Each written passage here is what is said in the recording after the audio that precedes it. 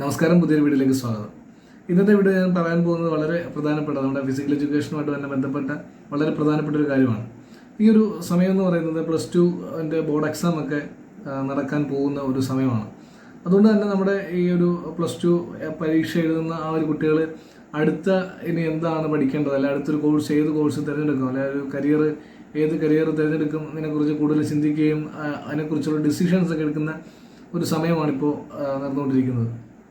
അതുകൊണ്ട് തന്നെ നമ്മുടെ ഈ ചാനലിൽ നമ്മൾ ഫിസിക്കൽ എഡ്യൂക്കേഷൻ കോഴ്സുകളെ കുറിച്ചൊക്കെ നമ്മൾ സംസാരിച്ചിട്ടുള്ള ആ വീഡിയോയ്ക്കെല്ലാം ഒരുപാട് കമൻറ്റുകൾ ഈ സമീപകാലത്ത് ഒരുപാട് കമൻറ്റുകൾ നമ്മുടെ ഫിസിക്കൽ എഡ്യൂക്കേഷൻ കോഴ്സുകളെ സംബന്ധിച്ച് ഒരുപാട് സംശയങ്ങൾ കുറേയധികം പേര് ചോദിക്കുന്നതായിട്ട് കണ്ടു. അപ്പോൾ അതാണ് ഞാൻ ഈ ഒരു വീഡിയോയിലൂടെ പറയാൻ ഉദ്ദേശിക്കുന്നത്. കാരണം ഈ 2024 ഫിസിക്കൽ എഡ്യൂക്കേഷൻ ഒരു കരിയറായിട്ട് തിരഞ്ഞെടുക്കാൻ ആഗ്രഹിക്കുന്നവർ, അല്ലെങ്കിൽ ഫിസിക്കൽ എഡ്യൂക്കേഷൻ കോഴ്സ് തിരഞ്ഞെടുത്തുകൊണ്ട് അത് പഠിക്കാനായിട്ട് ആഗ്രഹിക്കുന്നവർ ഉറപ്പായിട്ടും അറിഞ്ഞിരിക്കേണ്ട കുറേ കാര്യങ്ങൾ, അത് നിങ്ങൾ തന്നെ അല്ലെങ്കിൽ ആ വീഡിയോ കണ്ട എൻ്റെ വ്യൂവേഴ്സ് തന്നെ സംശയമായിട്ട് ചോദിച്ച ചില ചോദ്യങ്ങളാണ്. ആ കമൻറ്റുകൾക്കുള്ളൊരു മറുപടിയും കൂടിയാണ് ഈ വീഡിയോയിൽ ഞാൻ പറയാൻ ഉദ്ദേശിക്കുന്നത്.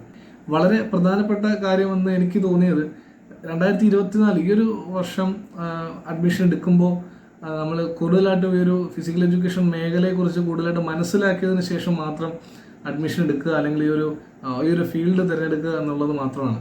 കാരണം ഇപ്പം തന്നെ എൻ്റെ മുൻപ് അപ്ലോഡ് ചെയ്ത വീഡിയോസിനകത്തെല്ലാം ഞാൻ ഫിസിക്കൽ എഡ്യൂക്കേഷൻ ഫീൽഡ് അല്ലെങ്കിൽ ഫിസിക്കൽ എഡ്യൂക്കേഷൻ മേഖല, കേരളത്തിലെ ഫിസിക്കൽ എഡ്യൂക്കേഷൻ മേഖല നേരിടുന്ന പ്രശ്നങ്ങൾ എന്തൊക്കെയാണ്, അല്ലെങ്കിൽ എത്രത്തോളം ജോലി സാധ്യത ഉണ്ട് എന്നുള്ള കാര്യങ്ങളെക്കുറിച്ചെല്ലാം മുമ്പ് പല വീഡിയോസിലും ഞാൻ പറഞ്ഞിട്ടുണ്ട്.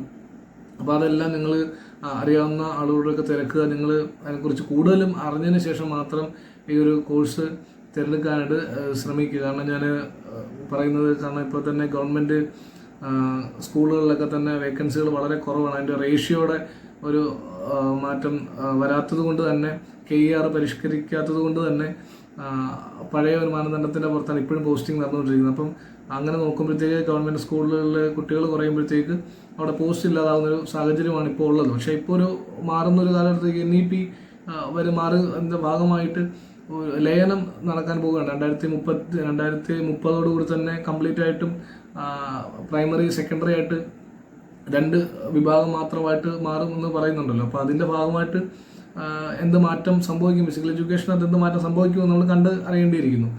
അപ്പം അത് നമുക്ക് പോസിറ്റീവായിട്ട് മാറുമോ അതോ നെഗറ്റീവായിട്ട് വരുമോ എന്നുള്ള കാര്യം നമുക്കറിയില്ല. അപ്പോൾ നിലവിലത്തെ സാഹചര്യത്തിൽ വളരെ പാടാണ്. ഒരുപാട് പേര് ഫിസിക്കൽ എഡ്യൂക്കേഷൻ കോഴ്സ് കഴിഞ്ഞ് ഒരുപാട് പേര് ജോലിയില്ലാതെ മറ്റ് വളരെ തുച്ഛമായ ശമ്പളത്തിന് പ്രൈവറ്റ് സ്കൂളുകളിലൊക്കെ ജോലി ചെയ്യുന്നൊരു സാഹചര്യമാണുള്ളത്. അപ്പോൾ അത് നിങ്ങൾ കൂടുതലായിട്ട് അന്വേഷിച്ച് നല്ലോണം മനസ്സിലാക്കിയതിന് ശേഷം മാത്രം ഈ ഒരു കോഴ്സ് തിരഞ്ഞെടുക്കാനായിട്ട് പ്രത്യേകം ശ്രദ്ധിക്കുക. പിന്നത്തെ കാര്യം, എൻ്റെ സംശയം ചോദിച്ചൊരു കാര്യം എന്ന് വെച്ചാൽ അഡ്മിഷൻ്റെ കാര്യമാണ്. അങ്ങനെ അഡ്മിഷൻ പ്രൊസീജിയേഴ്സ് എന്തൊക്കെയാണെന്നുള്ള കാര്യമാണ്. അപ്പം നമുക്ക് ആദ്യം നിങ്ങൾ തിരഞ്ഞെടുക്കുക, അല്ലെങ്കിൽ നിങ്ങൾ അന്വേഷിക്കേണ്ട കാര്യം ഇത് കേരളത്തിൽ ഏതൊക്കെ കോളേജുകളിൽ എവിടെയൊക്കെയാണ് കോഴ്സ് ഉള്ളത് എന്നാണ് ശ്രദ്ധിക്കേണ്ടത്. അപ്പോൾ നിങ്ങൾ ഏത് കോഴ്സ് തിരഞ്ഞെടുക്കും എന്നുള്ളതാണ് വളരെ ഇമ്പോർട്ടൻറ്റ്. ഞാൻ അതിനെക്കുറിച്ചൊക്കെ ഉള്ള വീഡിയോ ഡീറ്റെയിൽഡായിട്ട് പറയുന്ന വീഡിയോസ്, നമ്മുടെ കോഴ്സിനെ കുറിച്ചൊക്കെ പറയുന്ന ഒരുപാട് വീഡിയോസ് നമ്മുടെ ചാനലിൽ തന്നെ അപ്ലോഡ് ചെയ്തിട്ടുണ്ട്. അതുകൊണ്ട് ഈ വീഡിയോ ഞാനത് കുറിച്ച് പറയുന്നില്ല. അപ്പോൾ +2 കഴിഞ്ഞവർക്ക് അഡ്മിഷൻ എടുക്കേണ്ട ഏത് കോഴ്സിനാണ്, ഗ്രാജുവേഷൻ കോഴ്സ് 4 വർഷത്തെ കോഴ്സുകൾ ഏതൊക്കെയാണെന്നുള്ള വീഡിയോസൊക്കെ നമ്മുടെ ചാനലിലുണ്ട്. അപ്പോൾ നിങ്ങൾ കണ്ടാൽ മതി. അപ്പം ആ കോഴ്സുകൾ ഏതൊക്കെ കോളേജുകളുണ്ട് എന്ന് അന്വേഷിക്കുക. അപ്പോൾ അതാത് യൂണിവേഴ്സിറ്റികളിൽ നോട്ടിഫിക്കേഷൻസ് എപ്പോഴും നമ്മൾ നോക്കിക്കൊണ്ടേ ഇരിക്കുക. അപ്പോൾ ആ നോട്ടിഫിക്കേഷൻ വിളിക്കുന്ന സമയത്ത് നിങ്ങൾ അതിൻ്റെ ആപ്ലിക്കേഷൻ കൊടുക്കുക. ഇനി സെൽഫ് ഫിനാൻസിങ് കോളേജുകൾ, അത് പ്രത്യേകം നിങ്ങൾ ശ്രദ്ധിക്കുക. സെൽഫ് ഫിനാൻസിങ് കോളേജുകളിൽ നമ്മൾ ആ കോളേജുമായിട്ട് ബന്ധപ്പെട്ടിട്ട് മാനേജ്മെൻറ്റ് സീറ്റിൽ നമുക്ക് അവിടെ അഡ്മിഷൻ എടുക്കാനായിട്ട്, ഡയറക്റ്റ് അഡ്മിഷൻ എടുക്കാനായിട്ട് സാധിക്കും. അവിടെ നമുക്ക് ഒരു അഡ്മിഷൻ പ്രൊസീജിയേഴ്സ് എന്തൊക്കെയാണോ അതനുസരിച്ചാണ് ആയിരിക്കും അവിടെ അഡ്മിഷൻ നടത്തുന്നത്. അപ്പോൾ അതിൻ്റെ ഒരു എൻട്രൻസ് എക്സാമിനേഷൻസ് ഒക്കെ ഉണ്ട്. അതിനെക്കുറിച്ചൊക്കെ വീഡിയോ നമ്മൾ ചെയ്തിട്ടുണ്ട്, നമ്മുടെ ചാനലിൽ തന്നെ വീഡിയോ അതിൻ്റെ കിടപ്പുണ്ട്. അപ്പം അങ്ങനെയാണ് അതിൻ്റെ ഒരു അഡ്മിഷൻ്റെ കാര്യങ്ങൾ വരുന്നത്. അപ്പോൾ അതേക്കുറിച്ച് യൂണിവേഴ്സിറ്റികളിൽ തന്നെ അന്വേഷിക്കുക. സെൽഫ് ഫിനാൻസിങ് കോളേജുകളിലും അന്വേഷിക്കുക. അടുത്ത് വേറൊരു ആൾ ചോദിച്ചതെന്ന് വെച്ചാൽ +2 ഏത് സബ്ജക്റ്റ് എടുത്താലാണ് ഫിസിക്കൽ എഡ്യൂക്കേഷൻ പഠിക്കാൻ, കൊമേഴ്സ് എടുത്താൽ ഫിസിക്കൽ എഡ്യൂക്കേഷൻ പഠിക്കാൻ പറ്റുമോ, ഹ്യൂമാനിറ്റീസ് എടുത്താൽ ഫിസിക്കൽ എഡ്യൂക്കേഷൻ പഠിക്കാൻ പറ്റുമോ എന്നൊക്കെ ഉള്ള സംശയങ്ങളുണ്ട്. അതിനകത്ത് പറ്റും തന്നെയാണ് എൻ്റെ അറിവ്. കാരണം +2 കഴിഞ്ഞ ഒരുപാട് പേര് ഹ്യൂമാനിറ്റീസ് എടുത്തവരും കൊമേഴ്സ് എടുത്തവരൊക്കെ ഒരുപാട് പേര് ഫിസിക്കൽ എഡ്യൂക്കേഷൻ പഠിച്ചതായിട്ട് എനിക്കറിയാം. പക്ഷേ ഫിസിക്കൽ എഡ്യൂക്കേഷൻ ഒരു സയൻസ് റിലേറ്റഡ് സബ്ജക്റ്റാണ്. അപ്പോൾ അതുകൊണ്ട് സയൻസ് എടുത്ത് പഠിച്ചവർക്ക് അതിൻ്റെ ഒരു അഡ്വാൻറ്റേജ് എന്തായാലും ഫിസിക്കൽ എഡ്യൂക്കേഷൻ പഠിക്കുമ്പോൾ ഉണ്ടാവും. നമ്മൾ ഫിസിക്കൽ എഡ്യൂക്കേഷൻ്റെ സിലബസ് നിങ്ങൾ അന്വേഷിക്കുകയാണെങ്കിൽ അതിനകത്ത് നമ്മൾ BPEDന് BPSനൊക്കെ എന്തൊക്കെയാണ് പഠിക്കാനുള്ളതെന്നുള്ളൊരു ഏതൊക്കെ സബ്ജക്റ്റ് നമ്മൾ പഠിക്കാനുണ്ടെന്നുള്ളൊരു ചാനൽ നമ്മുടെ ഈ ചാനലിൽ തന്നെ നമ്മൾ എന്തൊക്കെ സബ്ജക്റ്റാണ് പഠിക്കാനുള്ളതെന്ന് നമ്മൾ പറഞ്ഞിട്ടുണ്ട്. അപ്പോൾ അത് നിങ്ങൾ നോക്കുകയാണെങ്കിൽ അതിനകത്ത് തന്നെ കാണാൻ സാധിക്കും ഒരുപാട് സബ്ജക്റ്റുകൾ സയൻസ് റിലേറ്റഡ് ആണ്. നമ്മൾ പഠിക്കുന്നതിനകത്തൊരു ഭൂരിഭാഗം സബ്ജക്റ്റുകളും സയൻസ് റിലേറ്റഡ് ആണ്. അപ്പോൾ നമ്മൾ +2 പഠിച്ചതൊക്കെ നമ്മൾ സയൻസ് ആണ് പഠിക്കുന്നതെങ്കിൽ നമുക്ക് ഒരുപാട് എളുപ്പമായിരിക്കും ഫിസിക്കൽ എഡ്യൂക്കേഷൻ പഠിക്കുമ്പോൾ നമ്മൾ ആ സബ്ജക്റ്റ് പഠിക്കാനായിട്ട്. കൊമേഴ്സ് പഠിച്ച് വരുന്നവർക്കും ഹ്യൂമാനിറ്റീസ് പഠിച്ചവർക്കും പാടാണെന്നല്ല, അവർക്ക് അത് ഇച്ചിരി ഒന്ന് ഡീപ്പായിട്ട് ഒന്ന് പഠിക്കേണ്ടതായിട്ട് വരും. പിന്നത്തെ ഒരു കാര്യം, ഇത് പലരും ചോദിക്കുന്നത് ഫിസിക്കൽ എഡ്യൂക്കേഷൻ പഠിക്കാൻ സിമ്പിളാണോ അത് എളുപ്പമാണോ എന്നൊക്കെയാണ്.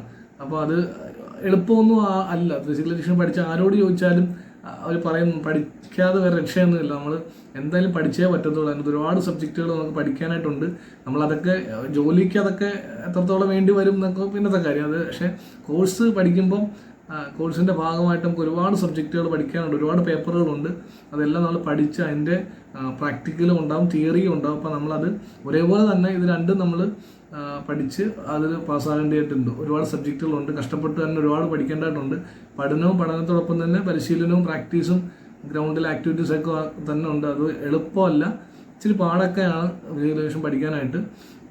ഇപ്പോൾ കുറേ പേര് തമാശയ്ക്ക് ഇങ്ങനെ പറയാറുണ്ടല്ലോ, നമുക്ക് ഫിസിക്കൽ എഡ്യൂക്കേഷൻ പഠിപ്പിക്കുന്നവർക്കും പഠിക്കുന്നവർക്കും എളുപ്പമാണ്, ചുമ്മാ കളിച്ച് കിടന്നാൽ മതിയല്ലോ, കളിയാണല്ലോ, ഗെയിമാണല്ലോ എന്നൊക്കെ ഒരു രീതിയിൽ പറയാറുണ്ട്. പക്ഷെ അതങ്ങനെയല്ല എന്നുള്ള കാര്യം മനസ്സിലാക്കുക. ഫിസിക്കൽ എഡ്യൂക്കേഷൻ അത് അറിയാവുന്നവർക്കറിയാം, ഒരു മേഖലയുമായിട്ട് ബന്ധപ്പെട്ട് നടക്കുന്നവർക്ക് എന്തായാലും അറിയാൻ പറ്റും. ഫിസിക്കൽ എഡ്യൂക്കേഷൻ അതിൻ്റേതായിട്ടുള്ള ബുദ്ധിമുട്ടുണ്ട്. പിന്നത്തെ കാര്യം, ഒരു കരിയർ എങ്ങനെയാണ്, ഒരു ജോലിയുടെ സ്കോപ്പ് എങ്ങനെയാണെന്നുള്ളതാണ്. ഫിസിക്കൽ എഡ്യൂക്കേഷൻ പഠിച്ചാൽ ഏതൊക്കെ മേഖലയിലൂടെ ജോലിക്ക് പോകാൻ സാധിക്കും എന്നുള്ള കാര്യങ്ങൾ വേറൊരാൾ ചോദിച്ചത്. അപ്പോൾ അതിനെക്കുറിച്ചുള്ള വീഡിയോസ് നമ്മുടെ ചാനലിൽ ഉള്ളതുകൊണ്ട് ഞാൻ അതിനെക്കുറിച്ച് പറയുന്നില്ല.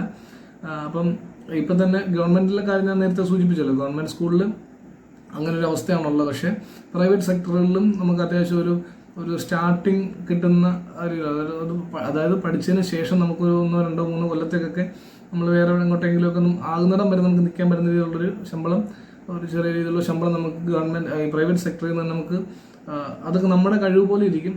നമ്മുടെ പെർഫോമൻസ് അനുസരിച്ചായിരിക്കും നമുക്ക് പ്രൈവറ്റ് സെക്ടറിൽ നമുക്ക് ജോലി കിട്ടുന്നതും അതുപോലെ തന്നെ നമുക്ക് അവിടെ സാലറി നമുക്ക് ചോദിച്ച് മേടിക്കാൻ പറ്റുന്നതും. പിന്നെ ജോലിയുടെ കാര്യമാണ്, ജോലി നമുക്ക് എവിടെയൊക്കെ ജോലി ചെയ്യാമെന്നുള്ളൊരു കാര്യമാണ്. അപ്പോൾ നമുക്ക് കേരളത്തിൽ ഞാൻ പറഞ്ഞല്ലോ, കേരളത്തിൽ നമുക്ക് പ്രൈവറ്റ് സെക്ടറിലും ഗവൺമെൻറ് സെക്ടറിലാണ്. ഗവൺമെൻറ് സെക്ടറിലെ കാര്യം ഞാൻ പറഞ്ഞ PSC എഴുതി തന്നെയാണ് ഗവൺമെൻറ് സെക്ടർ കയറേണ്ടത്. അല്ലെങ്കിൽ പൈസ ഉണ്ടെങ്കിൽ എയ്ഡഡ് സ്കൂളുകളിൽ ലക്ഷങ്ങൾ പൈസ കൊടുത്ത് എയ്ഡഡ് സ്കൂളുകളിൽ കയറാം പൈസ ഉള്ളവർക്ക്. അതല്ലെന്നുണ്ടെങ്കിൽ നിങ്ങൾക്ക് ഇപ്പോൾ ഒരുപാട് പേര് ചോദിക്കുന്നത് യൂറോപ്യൻ കൺട്രികളിലോട്ട് ഫിസിക്കൽ എഡ്യൂക്കേഷൻ ടീച്ചേഴ്സായിട്ട് പോകാൻ. ഞാനങ്ങനെ നമ്മുടെ ഒരു ഓൾ കേരള ഗ്രൂപ്പുണ്ട്, പക്ഷേ ഗ്രൂപ്പിലൊന്നും യൂറോപ്യൻ കൺട്രികളിലോട്ടുള്ള റിക്രൂട്ട്മെൻറ്റിനെ കുറിച്ച് കണ്ടിട്ടില്ല. പക്ഷേ UAE ഗൾഫ് രാജ്യങ്ങളിലോട്ടുള്ള സ്കൂളുകളിലേക്ക് ഫിസിക്കൽ എഡ്യൂക്കേഷൻ ടീച്ചേഴ്സിൻ്റെ വേക്കൻസികൾ വരുന്നതായിട്ട് നമ്മുടെ കൂടെ പഠിച്ച കൂട്ടുകാരൊക്കെ തന്നെയും പുറത്ത് വിദേശ രാജ്യങ്ങൾ, അതായത് UAE പല രാജ്യങ്ങളും ഗൾഫ് കൺട്രീസിലൊക്കെ ജോലി ചെയ്യുന്നതായിട്ട് നമുക്കറിയാം. അപ്പോൾ പുറത്തോട്ടൊക്കെ ഇപ്പോൾ മാലദ്വീപ്സിലൊക്കെ ജോലി എല്ലാ വർഷവും റിക്രൂട്ട്മെൻറ്റ് നടക്കുന്നുണ്ട്.